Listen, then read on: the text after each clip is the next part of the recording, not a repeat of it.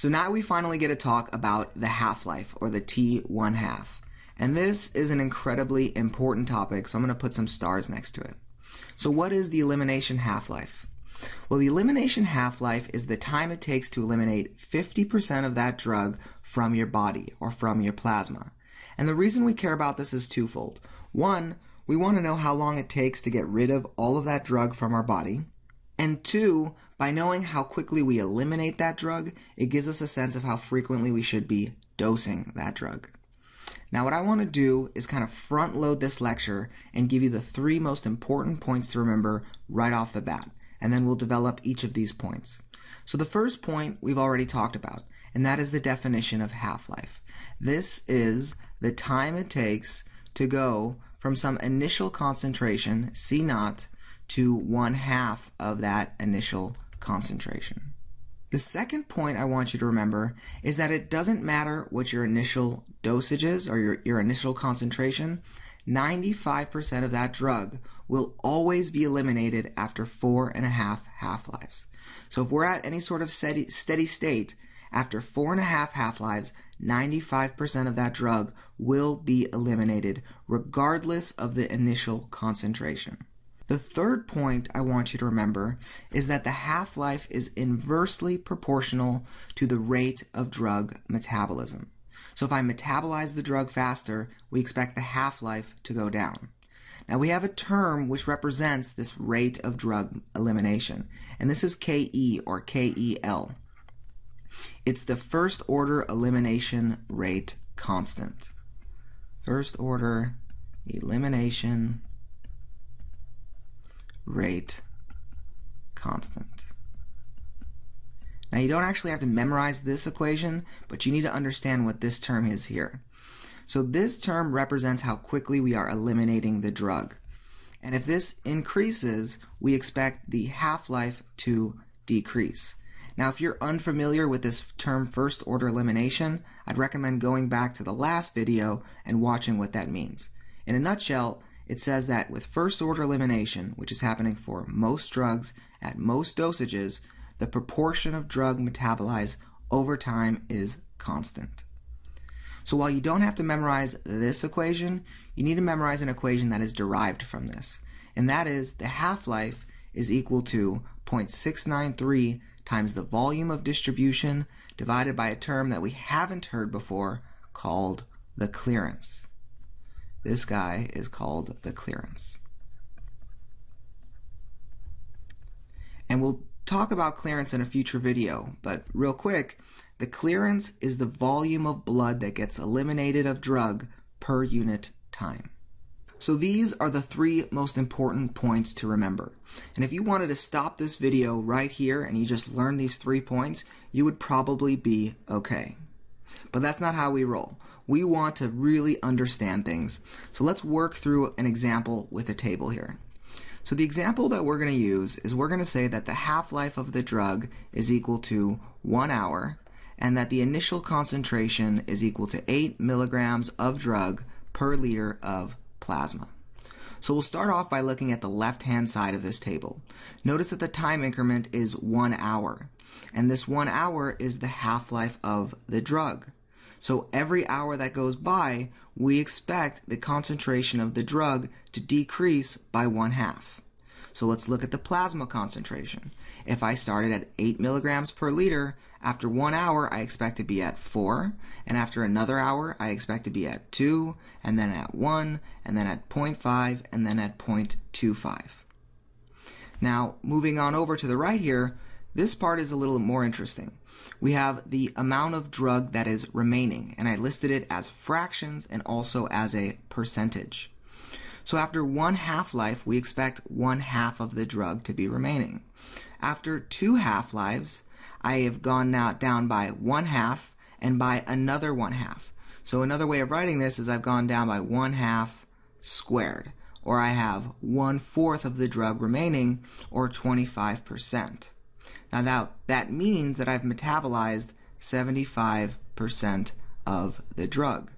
If I let another hour go by, another half-life has gone by. So I've gone 1/2 times 1/2 times 1/2, or 1/2 to the third, and I have 1/8 remaining. So notice this trend here.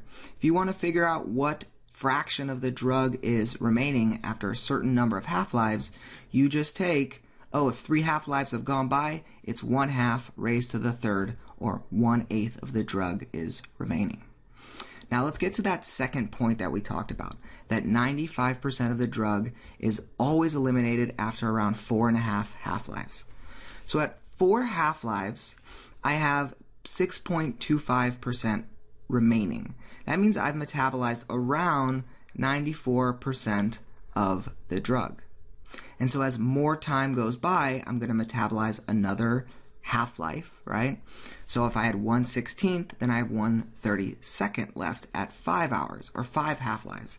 And that's around 97% of that drug has been eliminated.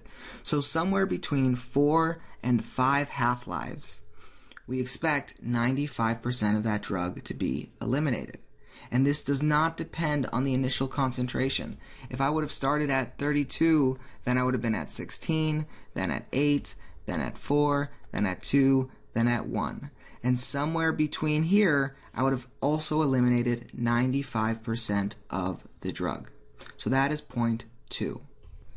And the third point has to do with the first order elimination rate constant and how it relates to the half-life. And to do that, we need to graph a first order elimination rate graph using a linear plot and then using a semi-log plot. So using a linear plot, remember that the half-life is 1 hour. And so if I started at 8 milligrams per liter, after an hour I'd be around 4, and then I'd be around 2, and then I'd be around 1, and then I'd be around 0.5. And if I wanted to graph this, I get this exponential graph. Now, as scientists, right, we want to be able to describe this graph. And if I wanted to know the plasma concentration at any point, it can be given by this equation. And that is that the concentration at any time t is equal to your initial concentration times e raised to the negative k t, where k is that first order elimination rate constant. Now you don't have to memorize this equation, but from this equation I can solve this for the half-life. And if I do that, that's where I get that T1/2 is equal to 0.693 over that first order elimination rate constant. Now maybe what I'll do in a future video is just talk about how this is derived, but that's beyond the scope of what we're talking about now. The bigger point is to understand this inverse relationship between the half-life and the elimination rate constant. Now the best way to do that is by looking at a semi-log graph. And so what is a semi-log graph? It's probably been a while since people have used this. So when I say semi-log, half of the graph is a logarithmic graph, or half of the scale, and that's the y-axis, is logarithmic, where the other half is linear. And so notice the units here. I start at 0.25 and then I double 0.5 and then I double to 1 and then a 2, 4, 8. Or another way of thinking of this is that the concentration is decreasing by 1/2 each time. So this is the perfect graph to graph the half-life. So if I started at 8, after a certain period of time, 1 half-life, I would be at 4, and then at 2, and then at 1, and then at 0.5, and if I went to another one, I would be at 0.25. Now there is no way this graph is going to be exponential.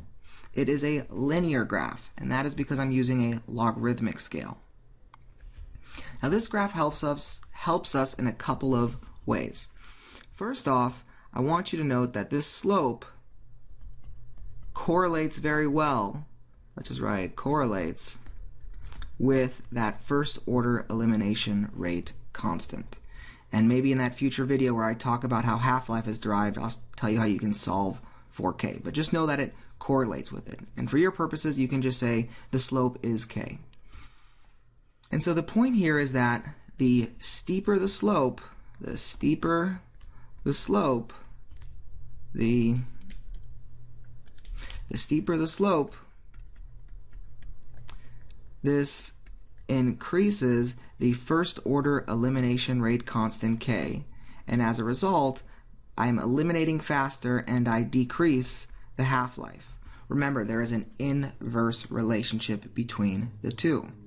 So what I'll do here is I'm just going to graph a new plot.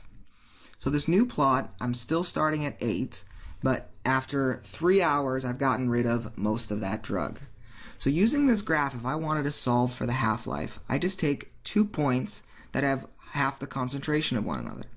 So let's just say here at, at 2 when I'm at this value of 2 for the plasma concentration, 2 milligrams per liter, I was at 1 hour, and half of that would be when I'm at 1, and that looks like I'm at about 1.5 hours, 1.5. So the time it takes to go from an initial concentration to 1/2 your initial concentration is the half-life. So the T1/2 here is equal to 0.5 hours. And so as this graph is becoming steeper, as I'm increasing the rate of elimination, the half-life is going down. It went from 1 to 0.5. And so the point is that you need to remember this inverse relationship between the rate of metabolism and the drug half-life. Now you should walk away from this with these 3 main points that we've listed up here. And maybe what I'll do in the next video is just quickly cover some of the math here for all of us nerds who like this very much. But the next big topic we're going to talk about is drug clearance, and really we'll get into excretion. So make sure to subscribe to my channel to see whenever new videos become available. Hope you enjoyed.